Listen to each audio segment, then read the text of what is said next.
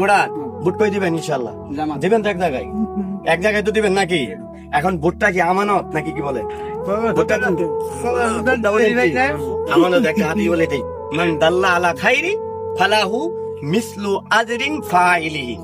যদি কোনো ব্যক্তি, কোনো ভাই, আপনার নাম কি ভাই? না, এই যে আরিফ ভাই, আপনার নাম কি? হ্যাঁ, এই যে পিয়ার ভাই, আরিফ ভাই পিয়ার ভাইকে বললো ভাই চলো ভাই নামাজে যাই। এখন আরিফ ভাই নামাজে যাক আর না যাক, কিন্তু পিয়ার ভাই যায় নামাজ পড়ে আইলো। পিয়ার ভাই নামাজ পড়ে যেই সব পাইলো, অনুরূপ পরিমাণ সব আল্লাহ তাআলা আরিফ ভাই আমল নামায়। তাহলে ভালো কাজের সওয়াব আছে, ভালো কাজের যেমন সওয়াব আছে, আবার খারাপ কাজের কিন্তু গুনাহ আছে, ঠিক কিনা বলেন? খারাপ কাজের নিয়ত করলে আল্লাহ গুনাহ লেখে না, কিন্তু ভালো কাজের নিয়ত করা থেকে আল্লাহ তাআলা তার আমল নামায় সওয়াব লিখে দেয়।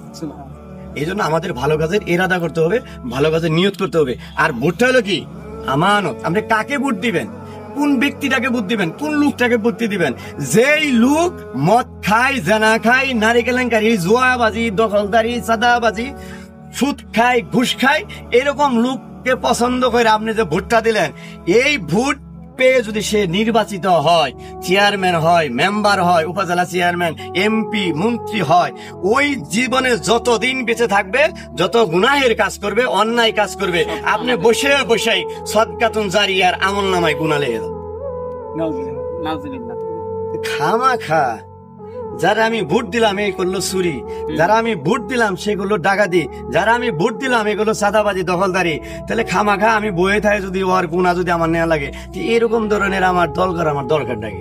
আর যেই দল, যেই মনে করেন নেতা কোরআনের কথা ভেবে আপনি দিন ইসলাম প্রতিষ্ঠা করার কথা বলে, আল্লাহর জমিন আল্লাহর দিন বাস্তবায়ন করার কথা বলে, হ্যাঁ, নামাজ পড়ার কথা বলে, হজ জাকাত, হ্যাঁ, জাকাত ভিত্তিক সমাজ প্রতিষ্ঠা করার কথা বলে, এরকম ব্যক্তি যোগ্য, দক্ষ এবং এরকম তাকওয়াবান ইমানদার ব্যক্তি দেখে যদি আপনি যদি ভোট দেন, ওই ভোট পেয়ে যদি সে ভালো কাজ করে, ওর একটা অংশ সওয়াব কিন্তু আপনি পাবেন।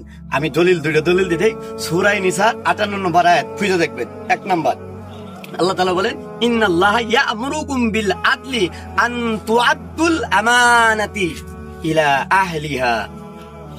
আল্লাহ তাআলা বলেন, নিশ্চয় তোমাদেরকে আল্লাহ তাআলা নির্দেশ দিচ্ছেন যে হকদারের হককে পৌঁছায় দেওয়া। আর হকদারের হক কি? আপনার হক হলো কি? ভোট। এই ভোট আপনি যে হকদার, যে পাওয়ার যোগ্য, আপনি তাকে দিবেন। যদি আপনি তা না দেন, কিয়ামতের মধ্যে আল্লাহর কাঠ করে আপনাকে আসামিতে দাঁড়াতে হবে। এরপর আল্লাহ তাআলা বলেছেন যে সূরা 85 নম্বর আয়াত, নিসার 85 নম্বর আয়াত আল্লাহ তাআলা বলছেন, যে ব্যক্তি এই আমানতটা সঠিক জায়গায় পৌঁছাইলো, আমি যে কথাটা আগেই বললাম, ওই পরিমাণ সওয়াব আল্লাহ তাআলা আমল নামায় দান করে, যদি সে ভালো কাজ করে। আর যদি এই ভোটটা যদি আপনি এরকম কোনো দুর্নীতি বা চাঁদাবাজ, সুদ ঘুষ মত করে এরকম জানাকুল লোককে যদি আপনি দেন, তাহলে এটার কিন্তু গুনাহ আপনার আমল নামায়।